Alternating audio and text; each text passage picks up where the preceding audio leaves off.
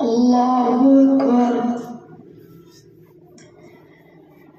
الحمد لله رب العالمين الرحمن الرحيم مالك يوم الدين إياك نعبد وإياك نستعين اهدنا الصراط المستقيم صراط الذين أنعمت عليهم غير المغضوب عليهم ولا الضالين.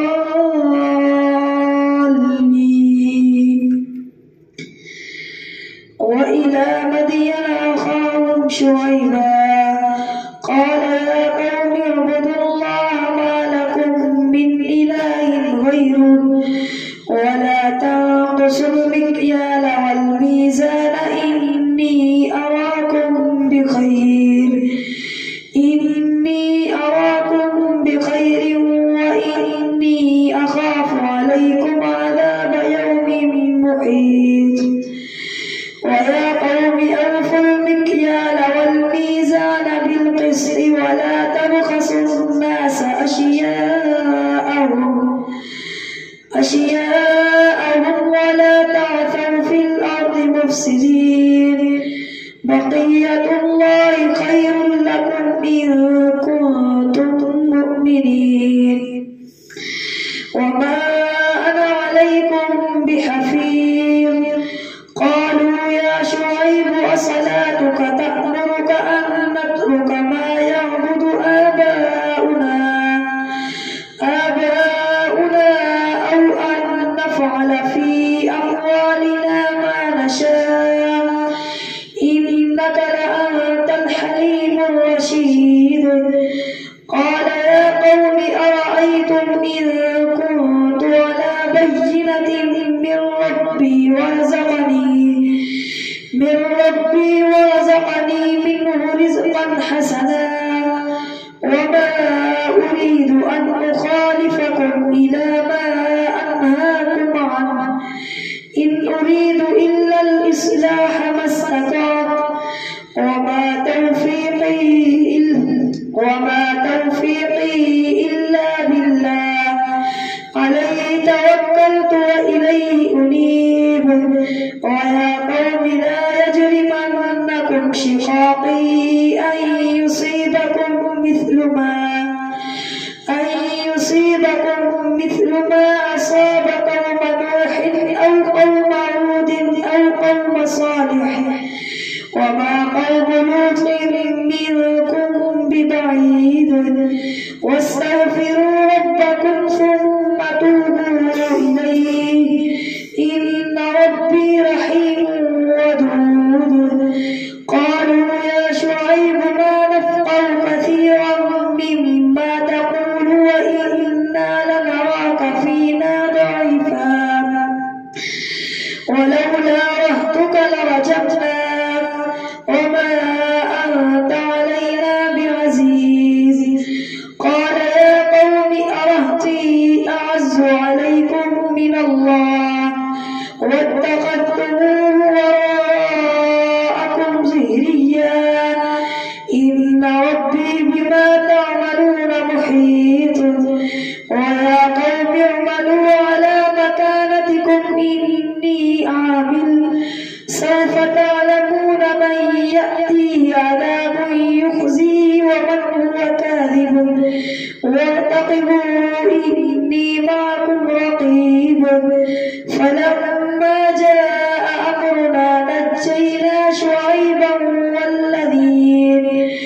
والذين آمنوا معه برحمة منا وأخذت الذين ظلموا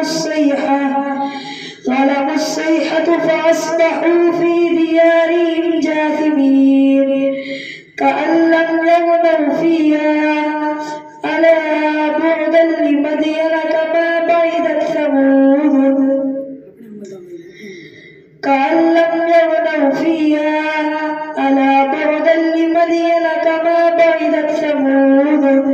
ولقد أرسلنا موسى بآياتنا وسلطان مبين إلى فرعون وملئه فاتبعوا أمر فرعون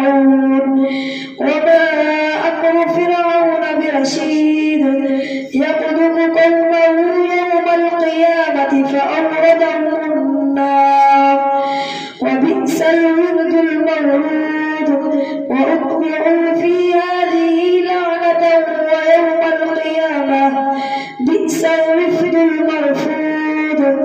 ذلك من أنباء القرى نقصه عليك منها قائم وحصيد. وما ظلمناهم ولكن ظلموا أنفسهم فما أغنت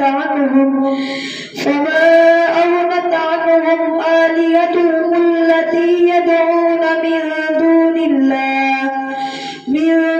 الله من شيء لما جاء أمر ربك وما زادوهم غير تتبيب.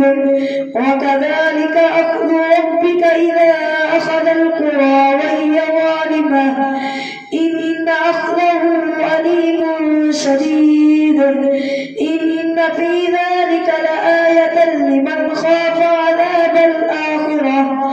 ذلك يوم مجموع له الناس وذلك يوم مشهور وما نؤخره إلا لأجل معدود. يوم يأتي لا تكلم نفس إلا بإذنه فمنهم شقي وسعيد.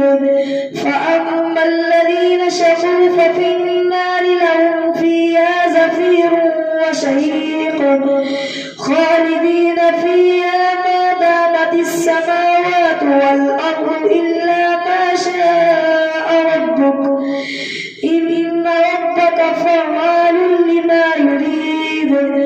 وأما الذين سعدوا ففي الجنة خالدين فيها ما دامت السماوات والأرض إلا ما شاء خالدين فيها ما دامت السماوات والأرض إلا ما شاء ربك عطاء غير مجذوذ. خالدين فيها ما دامت السماوات والأرض إلا ما شاء ربك عطاء إن ربك فعال لما يريد. وأما الذين سعدوا ففي الجنة خالدين فيها ما دامت السماوات والأرض إلا ما شاء ربك عطاء غير مجذوذ. فلا تك في مرية مما يعبد هؤلاء ما يعبدون إلا كما يعبد آباؤهم من قبل وإنا لموفوهم نصيبهم غير منقوص. ولقد آتينا موسى الكتاب فاختلف فيه ولولا كلمة سبقت من ربك لقضي بينهم وإنهم لفي شك منه مريب. وإن كلا لما ليوفينهم ربك أعمالهم إنه بما يعملون خبير. فاستقم كما أمرت ومن تاب معك ولا تطغوا إنه بما تعملون بصير. ولا تركنوا إلى الذين ظلموا فتمسكم النار وما لكم من دون الله من أولياء ثم لا تنصرون. وأقم الصلاة طرفي النهار وزلفا من الليل إن الحسنات يذهبن السيئات ذلك ذكرى للذاكرين. واصبر فإن الله لا يضيع أجر المحسنين. فلولا كان من القرون من قبلكم أولو بقية ينهون عن الفساد في الأرض إلا قليلا ممن أنجينا منهم واتبع الذين ظلموا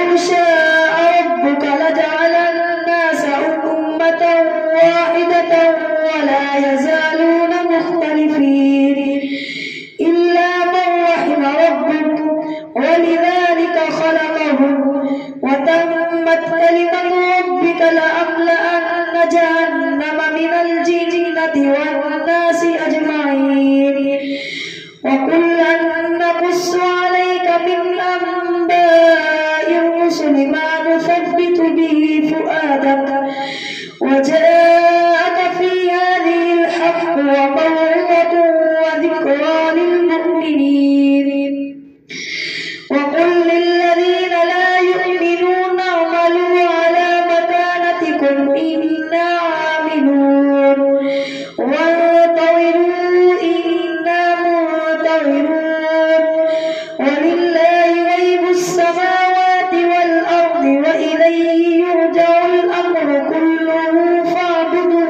وتوكل عليه وما ربك بغافل عما تعملون.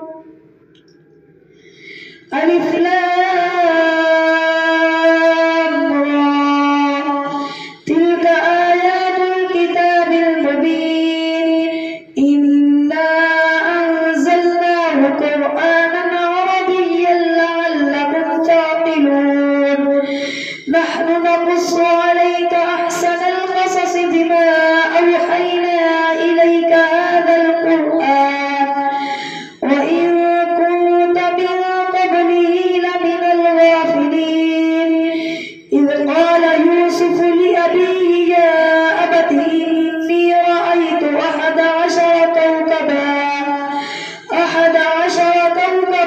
والشمس والقمر رأيتهم لي ساجدين قال يا بني لا تقصص رؤياك على إخوتك فيكيدوا لك كيدا إن الشيطان للإنسان عدو مبين وكذلك يجتبيك ربك ويعلمك من تأويل الأحاديث ويتم نعمته عليك وعلى آل يعقوب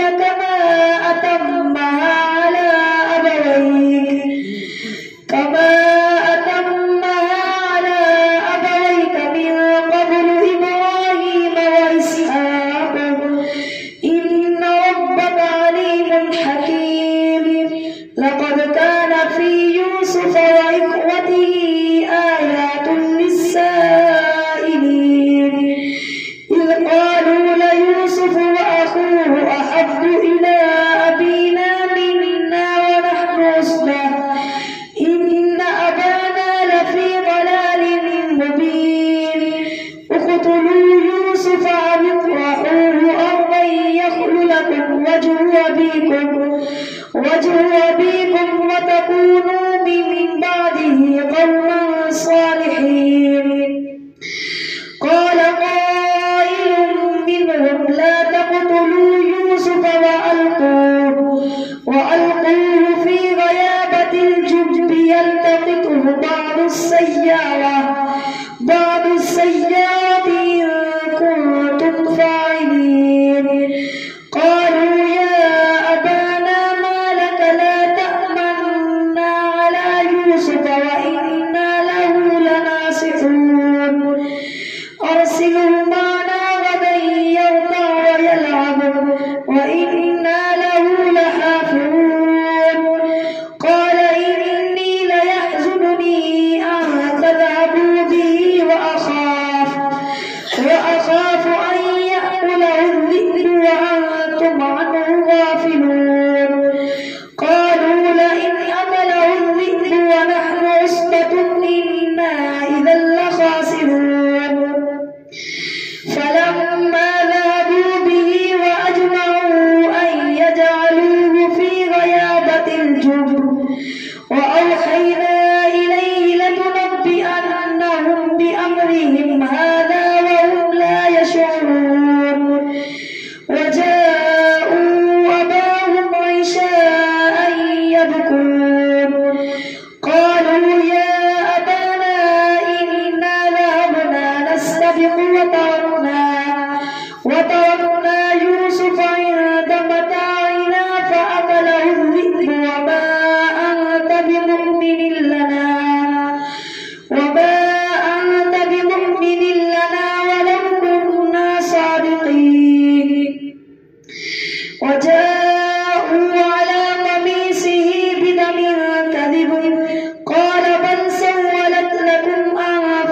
لكم أمرا فصبر جميل والله المستعان على ما تصفون.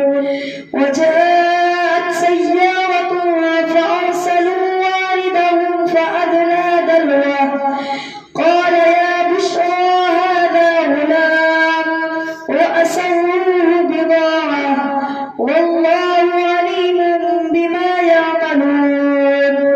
وشروه بثمن بخس دراهم معدودة وكانوا فيه من الزاهدين. الله أكبر.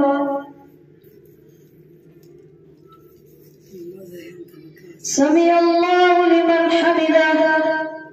الله أكبر. الله أكبر. الله أكبر.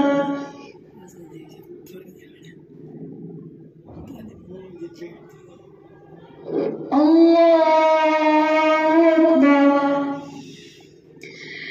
الحمد لله رب العالمين الرحمن الرحيم مالك يوم الدين إياك نعبد وإياك نستعين اهدنا الصراط المستقيم صراط الذين أنعمت عليهم غير المغضوب عليهم ولا الضالين.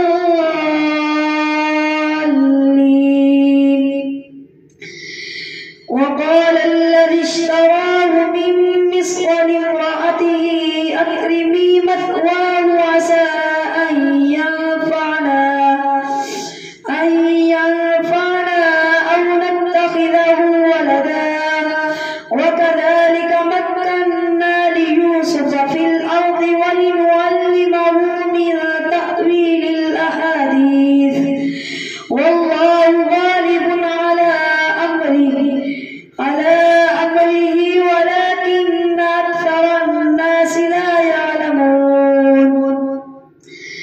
ولما بلغ أشده آتيناه حكما وعلما وكذلك نجزي المحسنين. وراودته التي هو في بيتها عن نفسه وغلقت الأبواب وقالت هيت لك قال معاذ الله إنه ربي أحسن مثواي إنه لا يفلح الظالمون. ولقد همت به وهم بها لولا أن رأى برهان ربه كذلك لنصرف عنه السوء والفحشاء إنه من عبادنا المخلصين. واستبق الباب وقدت قميصه من دبر وألف يا سيدها لدى الباب قالت ما جزاء من أراد بأهلك سوءا إلا أن يسجن أو عذاب أليم.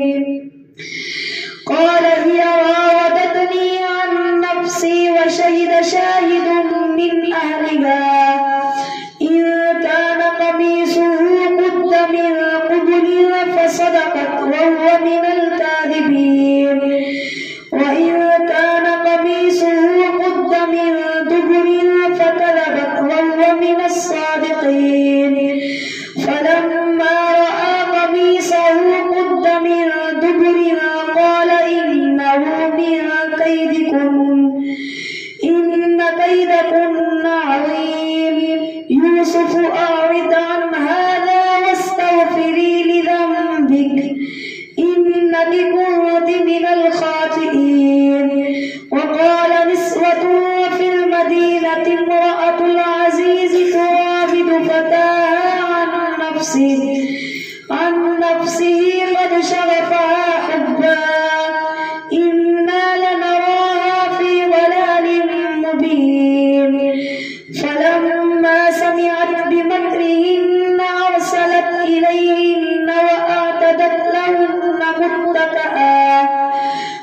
زكاة وآتت كل واحدة منهن سكينا وقالت اخرج عليهم، فلما رأينه أكبرنه وقطعن أيديهن قلن حاش لله ما هذا بشرا،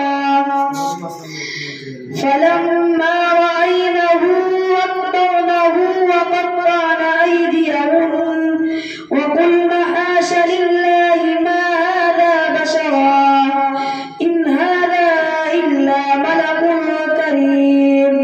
قالت فذلكن الذي لمتنني فيه ولقد راودته عن نفسه فاستعصم ولئن لم يفعل ما آمره ليسجنن وليكونن من الصاغرين.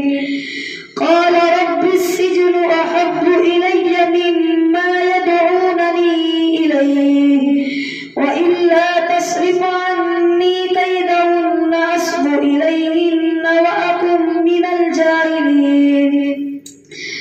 فاستجاب له ربه فصرف عنه كيدهن إنه هو السميع العليم. ثم بدا لهم من بعد ما رأوا الآيات ليسجننه حتى حين. ودخل معه السجن فتيان قال أحدهما إني أراني أعصر خمرا وقال الآخر إني أراني أحمل فوق رأسي خبزا تأكل الطير منه نبئنا بتأويله إنا نراك من المحسنين. قال لا يأتيكما طعام ترزقانه إلا نبأتكما بتأويله قبل أن يأتيكما ذلكما مما علمني ربي إني تركت ملة قوم لا يؤمنون بالله وهم بالآخرة هم كافرون واتبعت ملة آبائي إبراهيم وإسحاق ويعقوب ما كان لنا أن نشرك بالله من شيء ذلك من فضل الله علينا وعلى الناس ولكن أكثر الناس لا يشكرون. يا صاحبي السجن أأرباب متفرقون خير أم الله الواحد القهار ما تعبدون من دونه إلا أسماء سميتموها أنتم وآباؤكم ما أنزل الله بها من سلطان إن الحكم إلا لله أمر أن لا تعبدوا إلا إياه ذلك الدين القيم ولكن أكثر الناس لا يعلمون. يا صاحبي السجن أما أحدكما فيسقي ربه خمرا وأما الآخر فيسلب فتأكل الطير من رأسه قضي الأمر الذي فيه تستفتيان. وقال للذي ظن أنه ناج منه اذكرني عند ربك فأنساه الشيطان ذكر ربه فلبث في السجن بضع سنين. وقال الملك إني أرى 7 بقرات سمان يأكلهن 7 عجاف و7 سنبلات خضر وأخرى يابسات. يا أيها الملأ أفتوني في رؤياي إن